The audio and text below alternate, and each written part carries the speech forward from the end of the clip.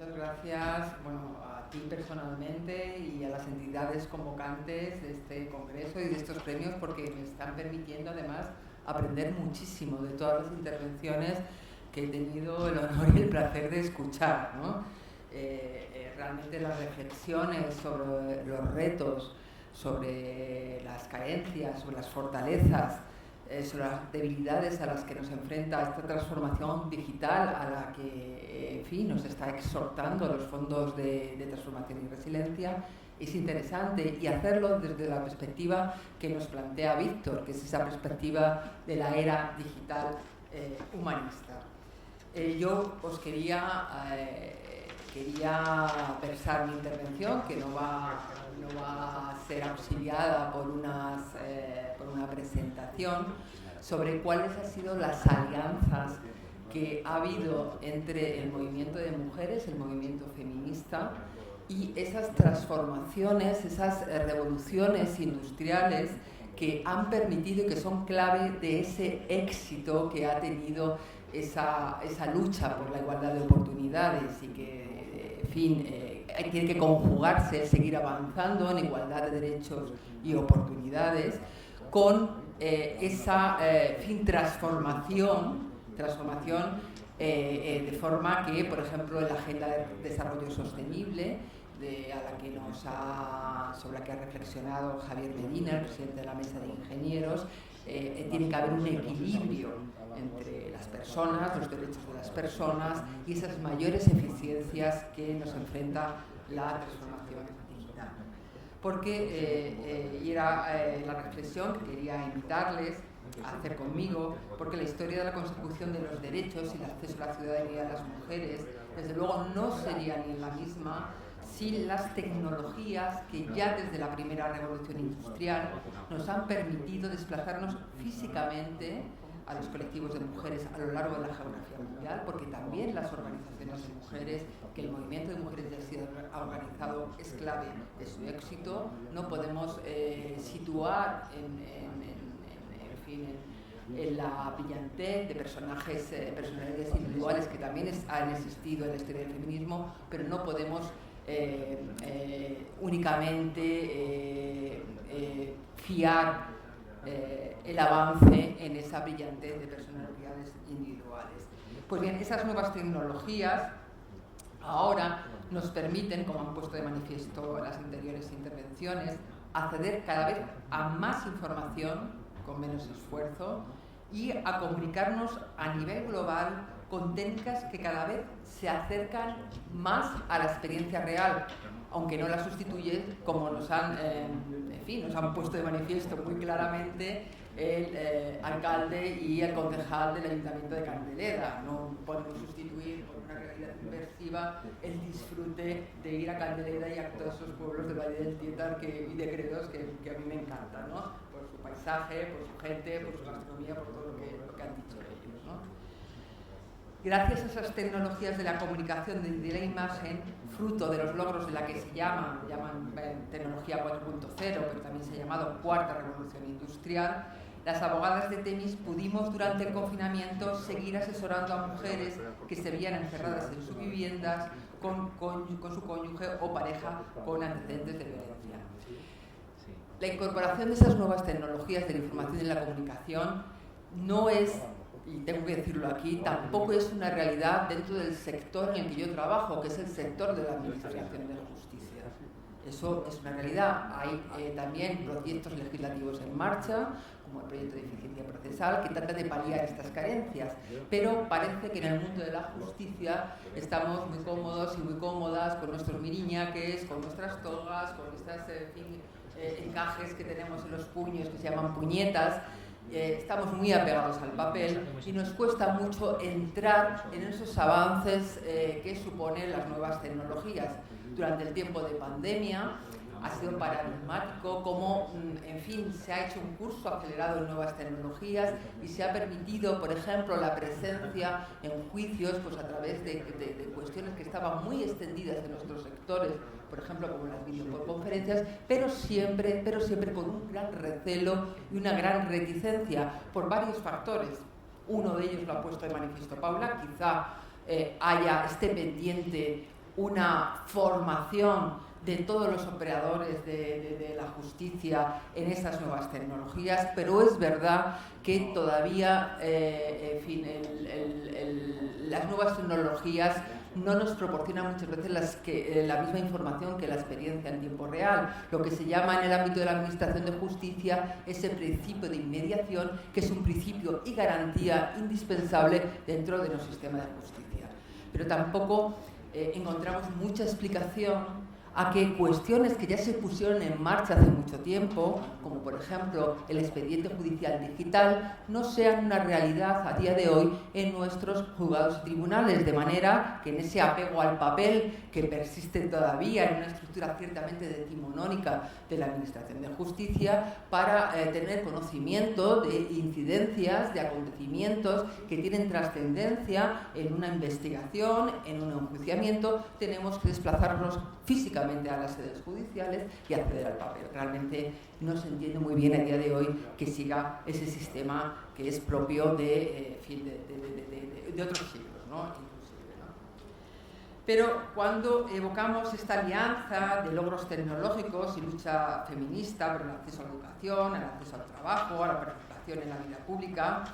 hay que recordar que esa lucha cobró fuerza a través del movimiento organizado de mujeres, que emerge claramente a partir de la Convención del Seneca Falls en 1848, que, como todos ustedes saben, fue una reunión de mujeres, pero también de hombres, empeñados en ese acceso a la plena ciudadanía, en acceder a la educación, en acceder al trabajo, en acceder a la participación pública, de forma que las mujeres pudieran tomar alguna decisión o participar en decisiones que sí que regulaban sus vidas y regulaban su conducta. Esa primera convención feminista, la del Seneca Falls,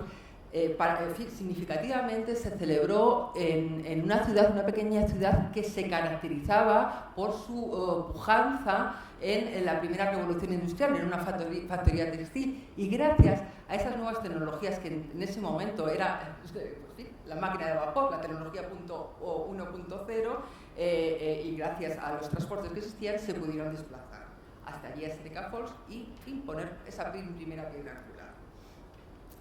Y desde luego en España, con toda seguridad, la consecución de logros en igualdad formal y real entre hombres y mujeres no sería la misma sin un hito que, en fin, yo creo que la pandemia nos ha permitido celebrar como merece. Y es que aquí en España estamos celebrando, un poco oficiosamente, en este año, el acceso de las mujeres a la primera profesión jurídica que se nos permitió, que es la de abogadas. Anteriormente, a principios del siglo XX, se permitió paulatinamente el acceso de las mujeres a la formación universitaria. Empezaron significativamente las primeras en 1900 a acceder a las facultades de medicina, porque en fin, esta cuestión de la medicina y de los cuidados está muy relacionado también con el sector, el ámbito en el que en fin, parte de los estereotipos nos ha encuadrado a las mujeres, pero accedieron también a la Facultad de Derecho, porque, en fin, 50 años antes, la leyenda lo dice, pero tiene visos de realidad, Concepción Arenal, que fue una gran humanista, una gran jurista, tuvo que asistir travestida a las sesiones de Derecho, por las que ella tenía mucho interés, en la Universidad Central, aquí a pocos pasos. Pues bien, al principio del siglo XX pudieron acceder mujeres a la carrera de Derecho, pero es en 1921 cuando está registrado la primera autorización de un colegio profesional, el Colegio de Abogados de Alicante, de la primera mujer que ejerce la abogacía, que es Asunción Chivite. Posteriormente en Madrid, la primera mujer que accede a la abogacía es Victoria Kent. Y sin esa historia de mujeres abogadas defendiendo los derechos de mujeres, no es posible en fin, concebir esos progresos en el acceso a la ciudadanía que se aceleran a partir de ese momento, ¿no? Es a través del ejercicio de la abogacía y de su militancia en organizaciones de mujeres cuando emerge esa figura heroica, esas lumbreras de la historia feminista, la figura heroica de Clara Campoamor, que reivindica el acceso pleno de las mujeres a la ciudadanía, pero que también es ponente dentro de esa Constitución republicana del artículo 36 de la Constitución en contra de su propio partido, y que nos permitió acceder al derecho al voto. Y Clara Campoamor trabaja intensamente también en otras ponencias que permiten plasmar en la Constitución republicana cuestiones como la igualdad de derechos dentro de la familia, dentro de la institución conyugal. Porque Clara Campoamor no solamente denuncia las discriminaciones en el derecho público, sino también en el derecho de familia, que está regulado por un código civil misógino, como es propio del origen napoleónico, frente a instituciones de derecho germánico que son un poquito más igualitarias y que no, en fin, son instituciones marcadas por un sesgo de discriminación que no hubo ocasión de reformar en el breve periodo de vigencia de la República. Clara Campoamor defiende como abogada en procesos de divorcio a mujeres como Concha Espina, que no es solamente una calle, sino que fue una mujer también jurista y humanista, con una gran proyección en el siglo pasado, Josefina Blanco, que fue la mujer de Ramón de Valle-Inclán, y pone de manifiesto estas discriminaciones en una obra que yo siempre digo que convendría reeditar y revisitar, que se llama Antes de que te cases. Nosotras, las mujeres juristas Temis, formamos parte de un poco de ese hilo morado, de esa cadena invisible que nos une a otras mujeres, porque hay que recordar que hay una cadena invisible, un paso de testigo de mujeres juristas a mujeres juristas. Clara Campoamor es maestra de María Telo, que fue una mujer jurista, una abogada, madrileña también, como Clara Campoamor, que empieza sus estudios de Derecho pues, antes de la Guerra Civil y que los tiene que concluir después, que abre su despacho, en primer lugar con su marido, pues ella luego enviuda, y María Telo empieza a luchar por esa igualdad de las mujeres dentro de la institución familiar y participa muy activamente en los años 70 en una comisión general de codificación que expulsó y purgó de nuestro ordenamiento jurídico instituciones tan patriarcales y tan sometedoras hacia las mujeres como es la licencia marital, que persistió en España hasta 1975, que fue cuando, gracias a los esfuerzos de María Telo y otras mujeres, porque ya María Telo también formaba parte de una organización, que era la Asociación Española de Mujeres Juristas, pues a través de esta sinergia de voluntades consiguieron modificar en 1975 el Código Civil, purgando nuestro ordenamiento de estas instituciones patriarcales. Pues bien, en mi organización, Temis, se funda unos años después, en 1987, por un grupo de abogadas y otros profesionales del derecho, militantes en organizaciones mixtas de defensas de derechos humanos y que estaban decepcionadas por la eterna postergación que las cuestiones que tenían que ver con discriminaciones de las mujeres padecían en esas organizaciones mixtas, en las que siempre, en fin, en esos años 80, pues, prevalecían pues, otras reivindicaciones de tipo general, pues, de la clase trabajadora, de los pueblos oprimidos por el sistema colonialista, y no permitían visualizar esas discriminaciones. En mi caso personal, yo milito en Temis desde que acabé la carrera de Derecho en 1990, aunque tuve grandes profesores en esa Universidad Complutense de Madrid, como Gregorio Especes Barba, jamás se abordó dentro de la carrera de Derecho ni la historia del feminismo ni la historia de las sufragistas, ni cómo esa discriminación afectaba a una cultura de vigencia de derechos humanos. Es gracias a esas juristas que fundan Temis y mediante un trabajo colectivo desarrollado con el resto de las compañeras a nivel nacional, que hemos podido compartir experiencias, reclamar la incorporación de la perspectiva de género a la normativa y a la aplicación de la norma, ser ponentes en comparecencias parlamentarias, en ponencias parlamentarias como las que promulgaron la ley integral para defensa de las mujeres víctimas de violencia de género o la ley de igualdad. También en Temis desde entonces desarrollamos programas de asistencia jurídica gratuita para víctimas de distintas manifestaciones de violencia sexista o por ejemplo, pues para defensa en procedimientos en los que se trata de esa violencia económica que constituye el impago de pensiones. El colectivo de juristas de toda España que representa Temis hemos seguido reclamando, y a veces con éxito, mejoras en la ley que salvaguarden derechos fundamentales que amparan a todas personas, también a las mujeres que sufren discriminaciones y violencias específicas en el ámbito de la pareja, en el ámbito de la familia, en el ámbito de la sociedad, en el ámbito laboral. También hemos reivindicado la igualdad de oportunidades entre mujeres y hombres en otros órdenes, reclamando esa corresponsabilidad de los cuidados, ese derecho a la desconexión no solamente digital, sino también del trabajo de cuidados, ¿no?, de la que nos hablaba antes Paula. Hemos también combatido pues, la brecha que persiste a día de hoy de ocupación y de empleo, también la brecha digital, el techo de cristal, y también normas y resoluciones igualitaristas que en realidad, como nos recordó pues, la doctrina del Tribunal Constitucional de los años 80, lo que vienen resoluciones o regulaciones igualitaristas al final perpetúan los factores de desigualdad. TEMIS participa también en observatorios institucionales y foros, comparece en parlamentos estatales y autonómicos, lleva litigios estrategios, tratamos de intervenir en medios de comunicación difundiendo, dando difusión y divulgando pues, esa cultura de derechos humanos que al fin y al cabo es la que representa el feminismo, y hemos también tratado de impartir formación jurídica feminista. También tratamos de realizar investigación y análisis crítico tanto de la normativa como de la actividad jurisdiccional, y eso desde el principio, de los años, a finales de los años del pasado siglo. TEMIS fue la protagonista, fue la que llevó a cabo una investigación sumergiéndonos en los sótanos de Plaza Castilla y otros juzgados de la Comunidad de Madrid, escarbando en esos papeles llenos de polvo, en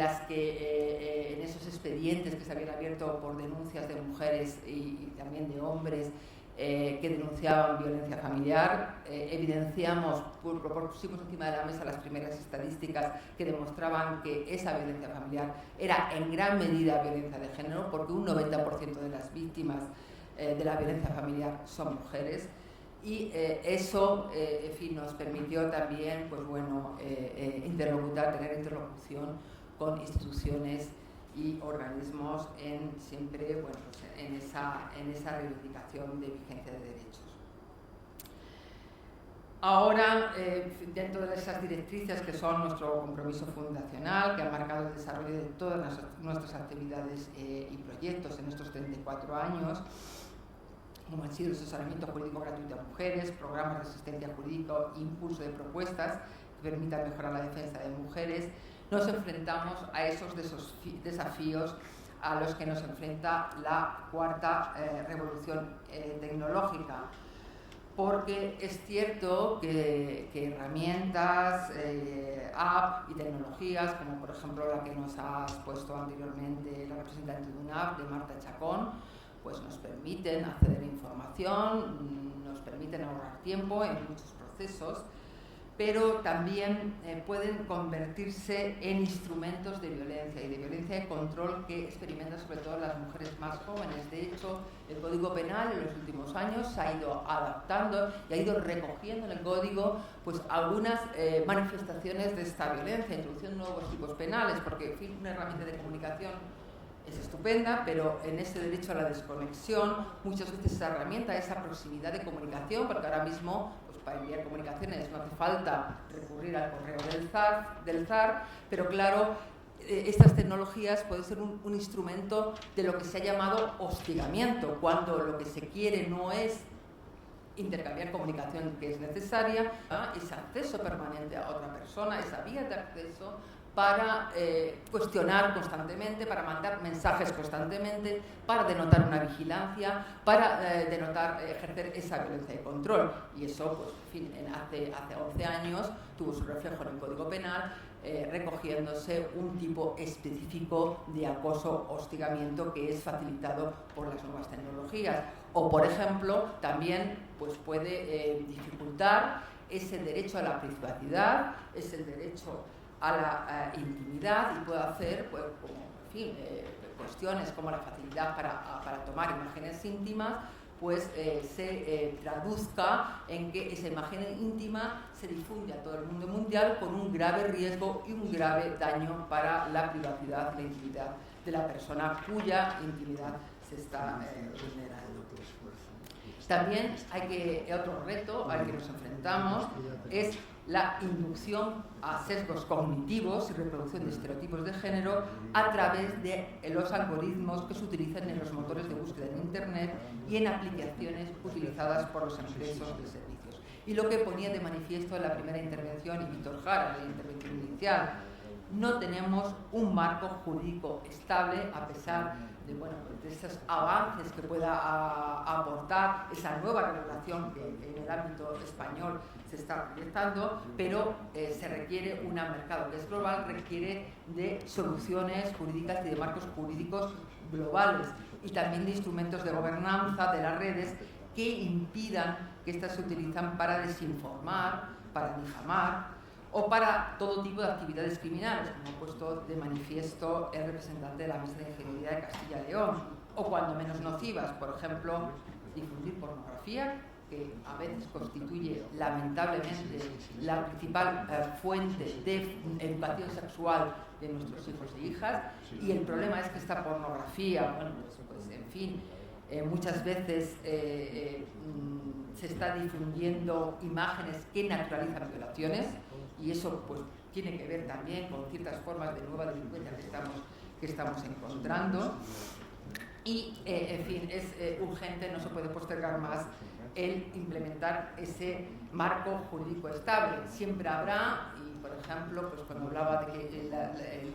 las nuevas tecnologías se están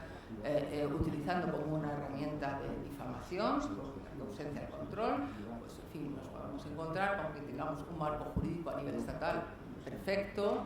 amplio, que contemple multitud de derechos. Que puede pasar con que una información difamatoria se cuelga en una plataforma como es Telegraph, que es propiedad de unos magnates rusos con sede en Dubái, y es imposible eliminar esa fuente en esa información, esa fake news, esa información difamatoria. En fin, para finalizar, y puesto como nos recordaba Víctor el de la premia, tenemos que enfrentar estos retos porque en ellos, en fin, ahora como representante de tenis, en enfrentar estos retos nos va a conjurar cualquier riesgo de involución en este largo proceso de construcción de derechos que tuvo uno de sus hitos principales en el acceso de las mujeres a la abogacía. Muchas gracias.